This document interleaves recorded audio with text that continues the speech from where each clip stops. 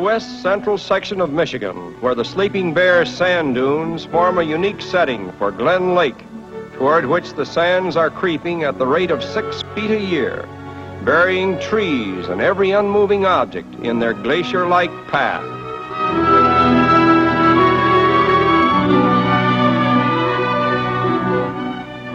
The native Indians name this picturesque region Lilano, or Land of Delight, and the true meaning of its name has become significant to the thousands of visitors who come here for their summer holidays.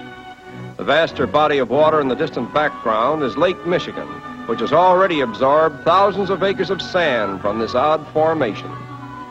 Glen Lake is regarded as one of the 4 most beautiful lakes in the world, and it is particularly noted for its constantly changing colors. Boating, bathing, and fishing are popular diversions here. But for a most unusual thrill, we suggest a ride over the sand dunes in these so-called dunes-mobiles, which are appropriately equipped with balloon tires and other accessories for desert travel.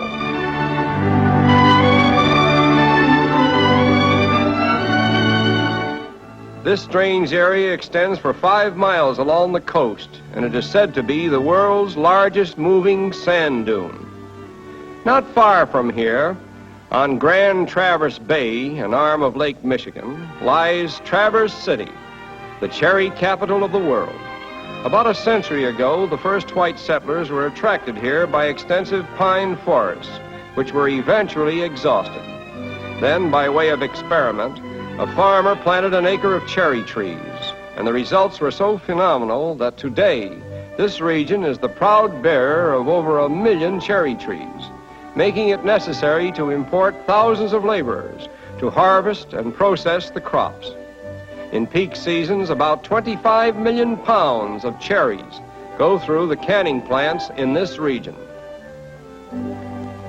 We arrive at the Ogama State Game Refuge just in time to witness the feeding of the fawns.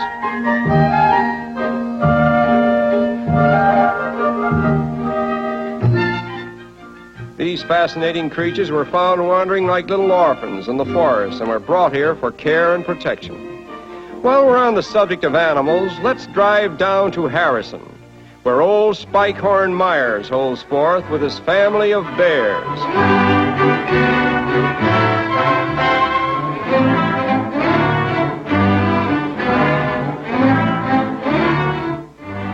This eccentric character, known as the Bear Man of Michigan, has spent most of his 80 years with dumb animals, in preference, he says, to human beings. He seems to have a remarkable influence over bears in particular, and although their love caresses, as he calls them, often knock him about, he never seems to fear them. Fear, he says, is readily sensed by all animals, and they are quick to take advantage of it.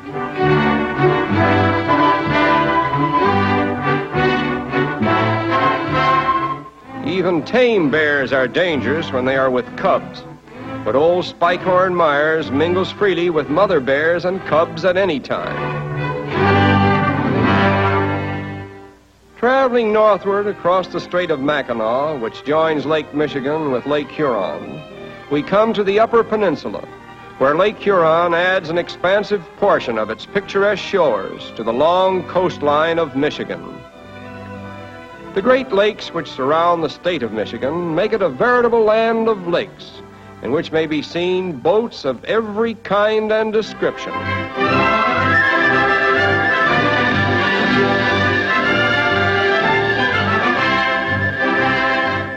This is one of the icebreakers used during the winter months to keep the lanes of traffic open throughout the Great Lakes.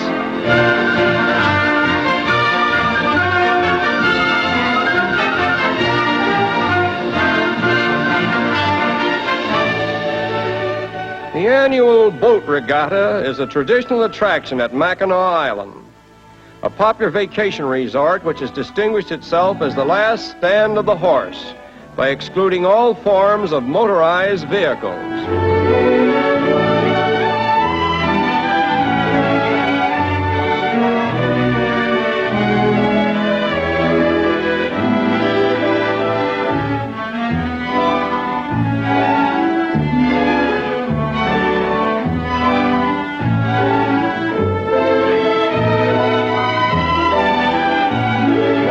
famous among the many fine hotels on this unique island is the Grand Hotel, with the longest porch in the world. It was in this historic region that the Aboriginal Indians first saw the coming of the white man. And according to local historians, the actual spot upon which the Indian scouts stood was this ancient lookout, now called Castle Rock.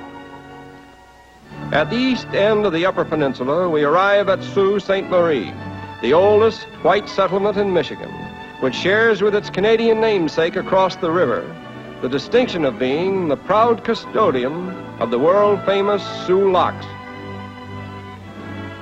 The St. Mary's River connects Lake Superior with Lake Huron, and in former days the falls extended across the river from shore to shore, forming a natural barrier to boat and canoe traffic.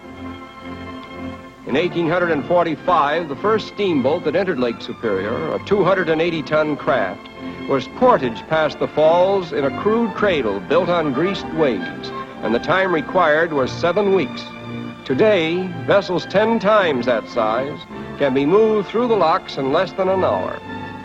Surrounded as it is by the Great Lakes, Michigan is favored by water communication with 7 states, and about 4/5 of its water freight passes through the Soo Locks, the largest waterway gate in the world, accommodating more tonnage annually than the combined capacity of the Suez and Panama canals. And all this in spite of the fact that the operation of the Soo Locks is limited to 8 months in the year because of freezing weather. Most of the tonnage passing through is iron ore, but there is considerable traffic in other commodities, particularly trucks and automobiles, from the gigantic automotive factories of Michigan. We are now on the shore of Lake Superior, the largest of the Great Lakes, in a region that is noted for its tourist allure.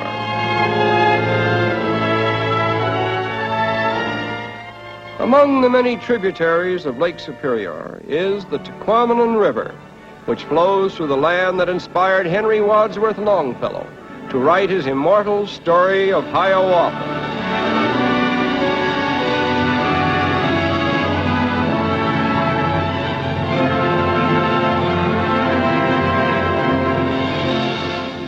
It was here in the forest primeval, within the sound of Tequamanon Falls, that Hiawatha built his birch bark canoe.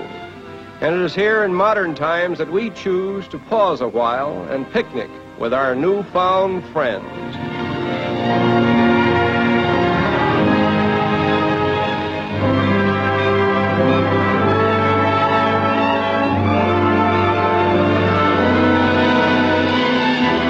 And it is here that we now conclude our roaming in Michigan.